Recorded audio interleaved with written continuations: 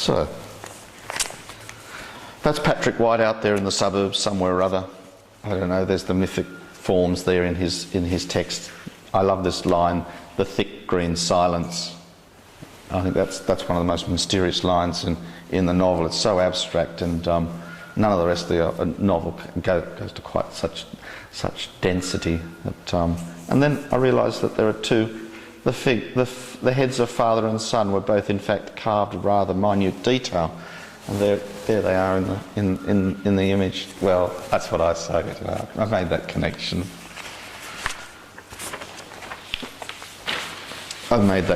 So I want to make some connections with some of the paintings.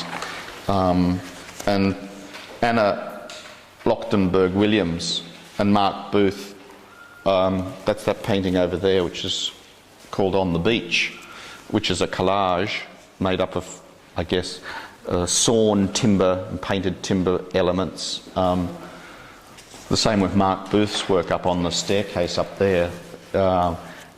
Is a sort of like jigsaw puzzle of materials that have come together to form imaginary landscapes. They're fairly abstract in a sense, but you get a feeling of the sand, I guess, there in Anna's painting. And there's another small landscape painting, sort of allegorical painting in a way, which is Carolyn Kay's small black painting, which someone wisely has acquired there. Beautiful painting, and it's called The Arrival. And I remember seeing a lot of 19th century paintings that were painted about the emigres getting onto boats at Plymouth or other ports in England and being rowed out across the mudflats and across the shallow waters and getting onto the boats, and the boats sailing away, and there's this sort of poetic sense that they may reach the Antipodes in the southern hemisphere, because it was quite treacherous to leave on sailboats. You usually made it, but sometimes you had shipwrecks. My family was shipwrecked at Kangaroo Island on their way to Australia, and spent some time there. So it does happen, and that I thought was a very enigmatic little painting there. There's a little shadow just on the horizon line. It's called The Arrival. So I see that as a romantic and poetic painting. There are a number of other paintings. Now, somewhere in here, maybe I was going to talk about, let's just find another one I want to go with in that group.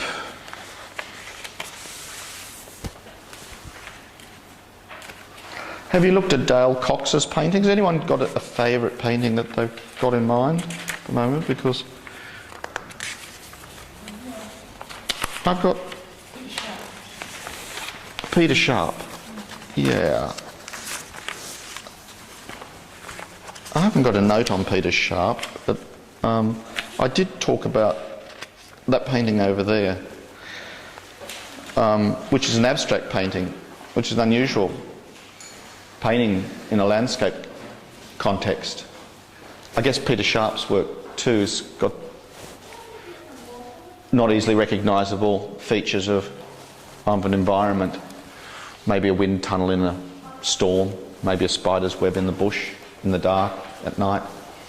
But that painting over there threw me completely. I couldn't sort of nail it down and say that it represented anything, that the colours might represent being up in an aeroplane, flying over the landscape, looking at wheat fields, paddocks, ploughed, something ready for harvest. She just calls it abstract. And so that's some of the conditions that are in this exhibition. Something like James Powditch's work here. It's also collage. He's given it, it's called The Lucky Country. And that map refers to Lake Burley Griffin. And unlike Anna's painting, the little one there, which is On the Beach, another iconic sort of Australian title, The Lucky Country, of course, is Donald Horne's book, seminal work. Not totally complementary to Australian psyche, but very interesting. I thought of James's painting in terms of mapping and design and scripting and particular architecture there, maybe of the city of Canberra. He seems to have drawn onto his collage pages. I assume that's the Lucky Country, which he's explored the grids on the topography of that and the topology, those two things going side by side each other in a type of mapping of urbanism. And so it's those grids then sort of echo each other, the abstract and the rectilinear. And sometimes we find ourselves obsessed with thinking of landscape in Australia as a rural and pastoral, romantic, atmospheric type of place, which as urbanists might be our great desire to go to those sorts of places, but ultimately we live most of our time with concrete under our feet. So there's a paradox there. So maybe these sorts of urban paintings, these sophisticated grid paintings, which are maps or designs or echo some sort of thing around a plan for something in the future. But Dale Cox's painting, there's a painting also here, which I think is maybe the only Aboriginal painting, as I understand it, in the exhibition, which is Elizabeth Kungawari's painting Yam Seed and Yam Flower, which I guess could equally be as reserved as Gail English's painting there, reserved in that we can't read the signs very easily of what the locations are or what the meaning of the work is. And so we've expanded the idea of landscape painting a lot in Australia, and this exhibition manages to do that really, really well. And I thought with regard to, a sort of an Australian poetics, it would be useful just to read some of David Campbell's short poems, which although are not Central Australian motifs, I think Kungawari is from Utopia, and these are Gadigal paintings. These are Gadigal rock carvings, I should say.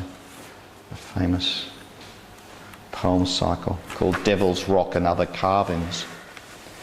Kangaroo and ship, the boomerangs hit home, yet the kangaroo, shy sandstone beast, is already vanishing, a sailing ship tattooed like a cancer on his chest. Hatchings.